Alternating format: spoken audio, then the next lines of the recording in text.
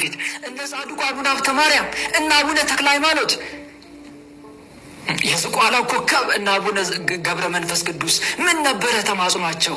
ነፍሳቸው ከስጋቸው ከመለየታቸው በፊት ጌታ ሆይ በስሜ የተማጸነኝን አትምርልኝም? ምን የዋህ ቅዱሳን በስሜ የተማጸነልኝን አትምርልም?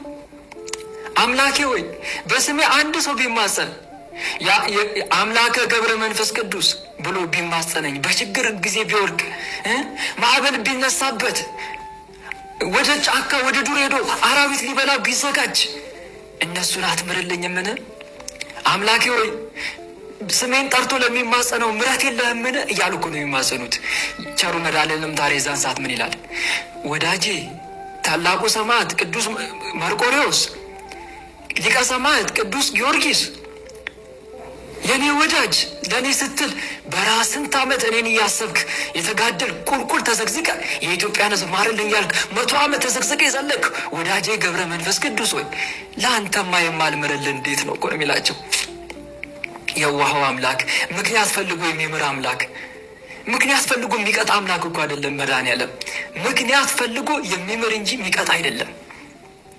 እንዲህ አይነት የዋህ አምላክ እኔ እኮ ይገርመኛል። የመድኃኔዓለም ቸርነት ሳስበው በጣም ድንቅ ይለኛል። እንዴት ብትሉኝ ምክንያት ፈልጎ የሚምር አምላክ እኮ ነው።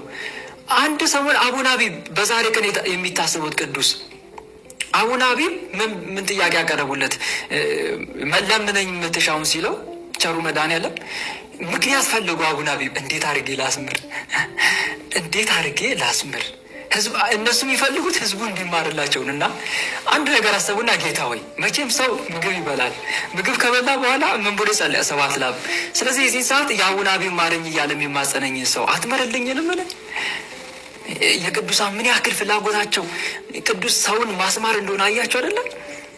አትመረልኝም? የአቡነ አቢብ አምላክ እባክን ማረኝ እያለ ምግብ እየቀመሰ የሚማጸነው ማለት ነው። ከምግብ በኋላ በዛ ሰዓት ማረድ ይችሉ መድኃኔዓለም በሳቸው ልመና ተደነቀ እና እንደሚምርለት ሁሉ ቃል ገባለት። አሁን ይኸው ዛሬ እናንተ እየተማጸንን አይደለም? የአቡነ አቢብ አምላክ እንደዛ አትሉም እንዴ? ከበላችሁ በኋላ መጨረሻ ላይ መጀመሪያ ስትጀምሩ ምን ብላችሁ ነው የምትጀምሩት? አባታችን ሆይ በሰማያት የምትኖር ስምህ ይቀደስ ብላችሁ ትማጸኑና ምን ታደርጋላችሁ?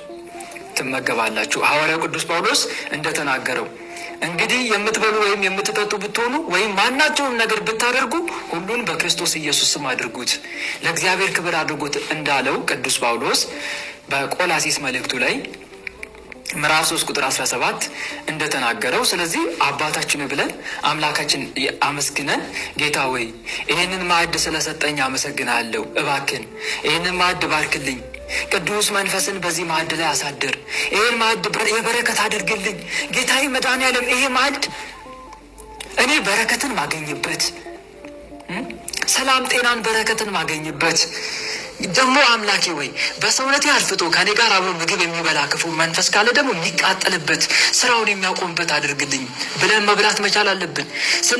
ስንመገብ በስላሴ ስም የተባረከውን ለአጋንንት እሳት ይሁንበት ብለን 3 ጊዜ ብለን እንመገባለን። ዝም ብለን አይደለም እንመገበው። ከዛ ቀጥሎስ ምን እንላለን? ከምግብ በኋላ ስብሐት ለአብ፣ ስብሐት ለወልድ፣ ስብሐት ለመንፈስ ቅዱስ እያልን 3 ጊዜ ስብሐት ለእግዝእትነ ማርያም ሁሉን ከጨረስን በኋላ ከዛ በኋላ እንመገባለን። እንደዚህ ሳትል ነው እንዲህ የምትበላ ወንድሜ እህቴ፣ እንደዛ ሳቲ ነው የምትበዩ። ከዛሬ ጀምሮ ከመመገብሽን በፊት አማትበሽ መመገብ መቻል አለብሽ። አንደኛ ይኸውልህ አማትበህ ስትጠራ የእግዚአብሔር ስም ጠርተህ ስትመገብ ማንን እያሰብክ ነው? አንደኛ ለእግዚአብሔር ክብር እየሰጠክ ነው። በነገሮች ሁሉ እግዚአብሔርን እያስቀደምክ ነው። ሁሉን ነገር ለእግዚአብሔር ክብር እያደረግ ነው። ክርስቲያን ሲመገብ ብቻ አይደለም ፈጣሪውን የሚያስበው፣ መንገድ ሲሄድ ራሱ ፈጣሪውን ያስባል። ጌታዬ መድኃኔዓለም ብትፈቅድልኝ ወደዚህ ቦታ እየሄድኩ ነው እንዲህ ይላል ክርስቲያን መንገድ ከመሄዱ በፊት።